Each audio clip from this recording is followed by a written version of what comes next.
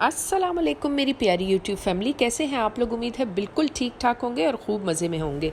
आज मैंने खाने में बनाया बहुत ही लजीज़ अफ़गानी शोला, जो कि चंद एक इंग्रेडिएंट से बनता है, जो कि तकरीबन हमारे घरों में मौजूद होते हैं। मोटे चावल मैंने उसके लिए ले लिए और ये मैंने तकरीबन 4 से 5 जो है दरमियाने साइज़ के प्याज जो है वो मैंने उसमें कट कर लिए। साथ में मैंने ये दलड़ा मिर्चें, कश्मीरी लाल मिर्च, नमक और जो है तो ज़ीरा और गरम मसाला और जो है खुश्क धनिया ले लिया।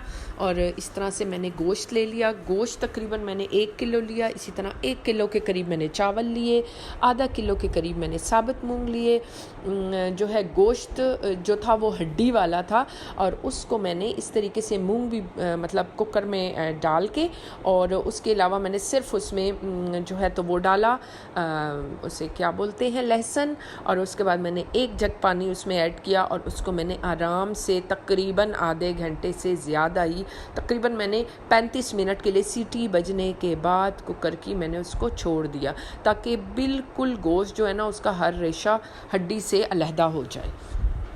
अब दूसरी तरफ मैंने एक जो है तो फ्राइंग पैन लिया और उसमें मैंने ऑयल डाला तकरीबन 2 से 3 बड़े चम्मच, और उसके बाद मैंने तकरीबन 4 से 5 प्याज जो थे वो मैंने लेके उनको अच्छे से मैंने फ्राई कर लिया। फ्राई होने के बाद जब उनकी ऐसी शक्ल बन गई तो मैंने उनमें से ज़्यादातर प्याज को निकाल लिया। थोड़ा सा ऑयल भी मेरे पास मतलब दूसरे बोल में मैंने शिफ्ट कर दिया।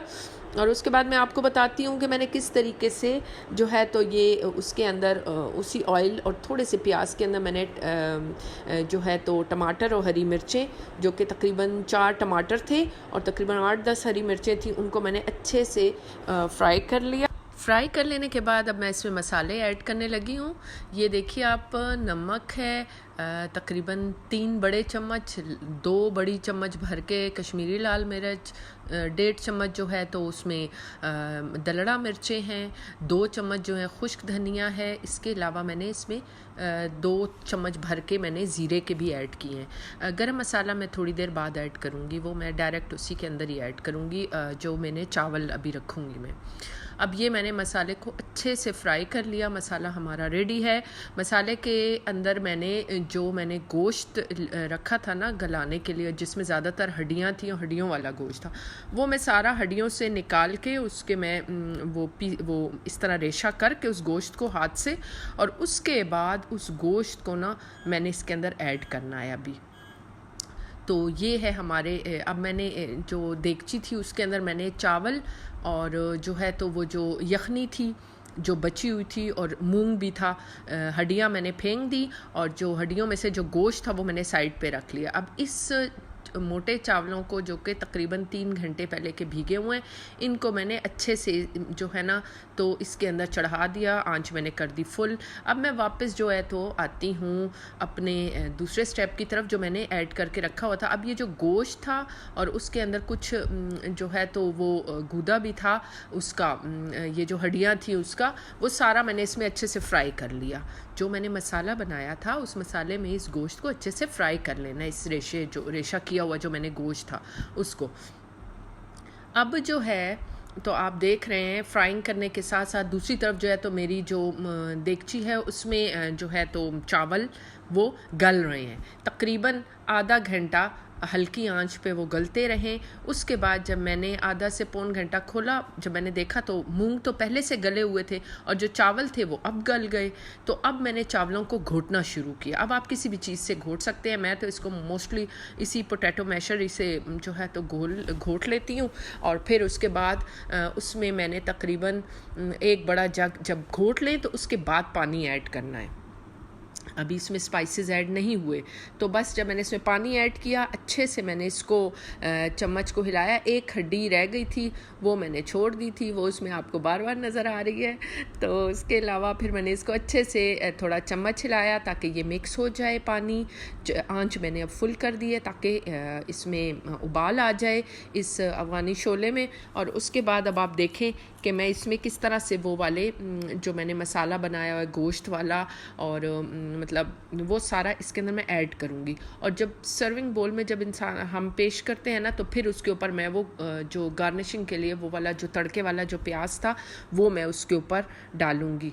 अब मैं इस स्टेज के ऊपर काफ़ी उबाले आ रहे हैं उसके अंदर ये चावलों में, तो मैं अब इसके ऊपर जो है तकरीबन 3 बड़े चम्मच भर के गरम मसाले के ऐड करूँगी।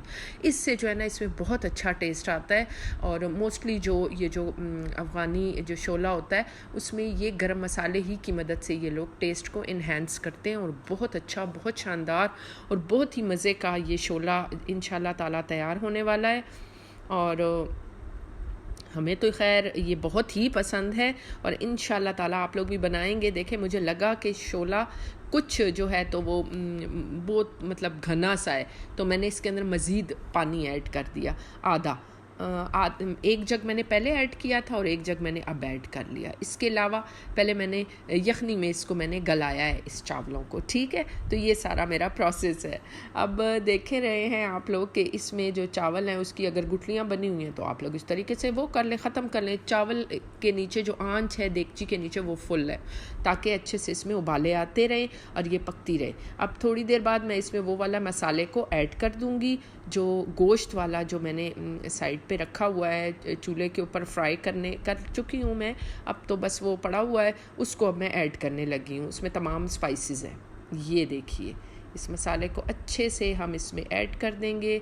अब ये कोई भी चीज़ हमारी वेस्ट ना हो, ज़ाया ना हो, इसके लिए मैं वापस इसको जो है तो ये मसाला उसके साथ कुछ लगा हुआ था उसके अंदर मैंने वापस इस तरीके से देगची में इस तरह करके ना तो मसाले को वापस मैं उंडेल दूंगी ताकि कोई भी मसाला हमारा वेस्ट ना हो।